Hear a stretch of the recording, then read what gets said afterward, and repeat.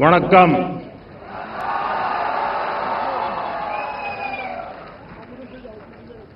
இனிய பொங்கல் नड़वातकल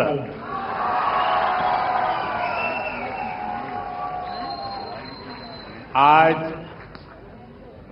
पोंगल एक global festival बन चुका है. दुनिया भर में तमिल समुदाय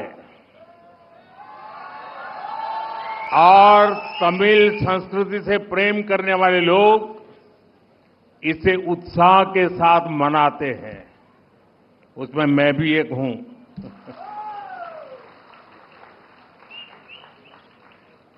इस विशेष पर्व को आप सभी के साथ मनाना मेरे लिए सौभाग्य की बात है. हमारे तमिल जीवन में पोंगल एक सुखद अनुभूति की तरह है. इसमें अन्नदाता की मेहनत,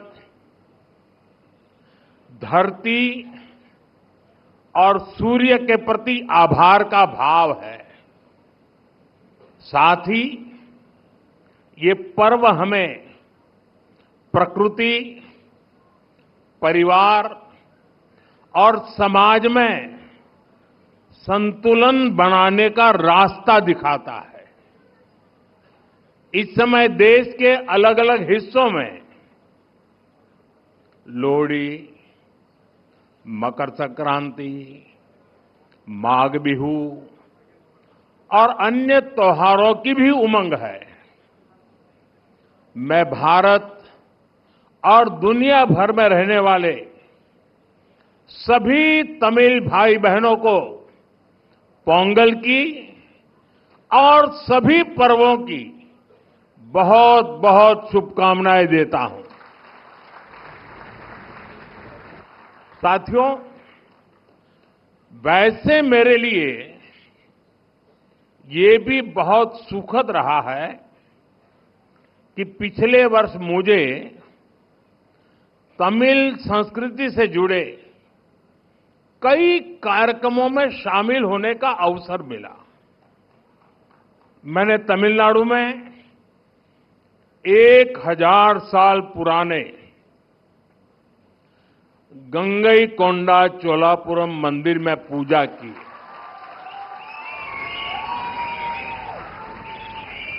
वाराणसी में काशी तमिल संगमम के दौरान सांस्कृतिक एकता की ऊर्जा को पल पल उसके साथ जहां भी रहा मैं जुड़ा रहा. मैंने उसे महसूस किया. जब मैं पंबन ब्रिज के लोकार्पण के लिए रामेश्वरम गया था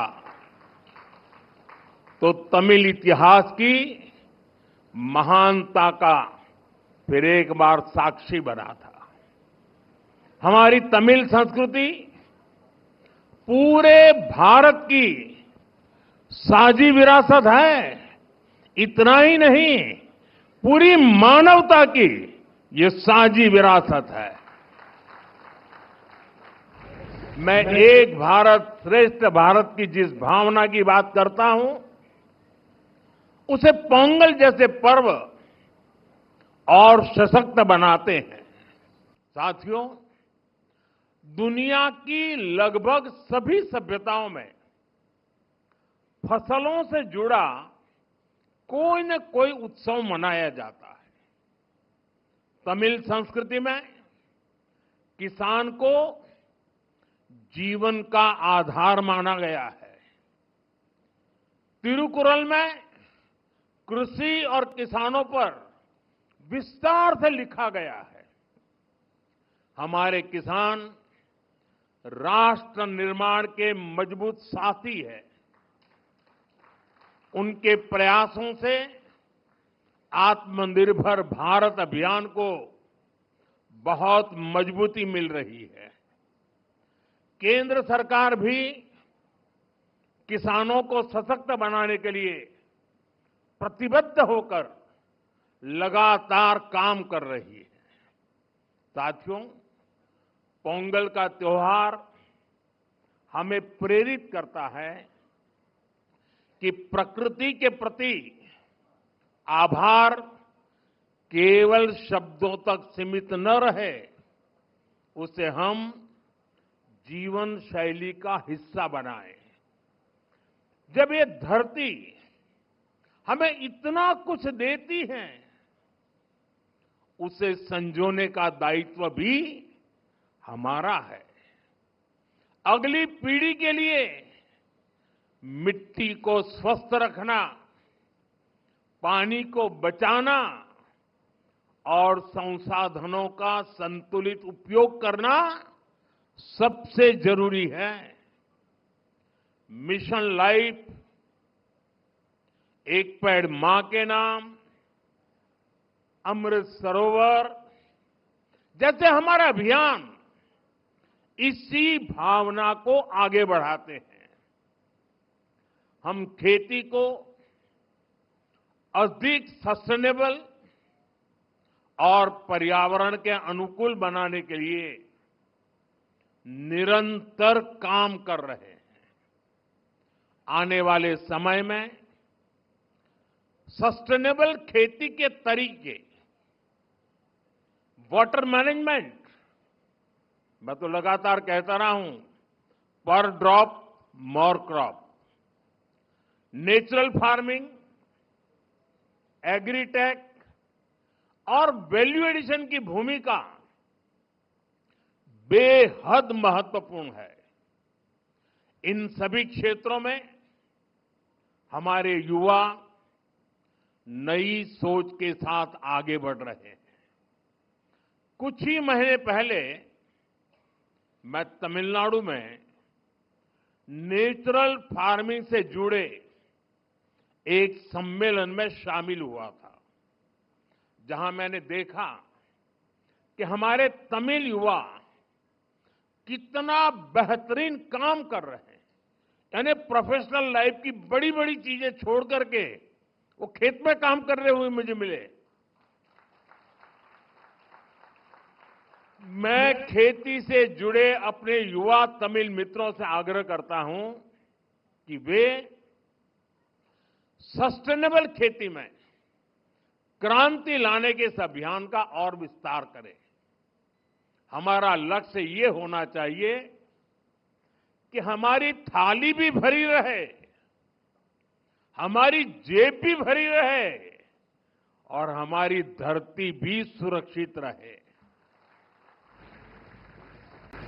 साथियों, तमिल संस्कृति दुनिया की सबसे प्राचीन जीवित सभ्यताओं में से एक है। तमिल संस्कृति सदियों को जोड़ती है। वो इतिहास से सीखकर वर्तमान को आगे का रास्ता दिखाती है। इसी प्रेरणा से आज का भारत अपनी जड़ों से शक्ति लेकर नई संभावनाओं की ओर आगे बढ़ रहा है। आज पोंगल के इस पावन अवसर पर हम उस विश्वास को महसूस कर रहे हैं जो भारत को आगे बढ़ा रहा है। एक ऐसा भारत जो अपनी संस्कृति से जुड़ा है, अपनी धरती का सम्मान करता है और भविष्य को लेकर भरोसे में भरा हुआ है। इनिय पोंगल नलवा कड़कतुक्कल,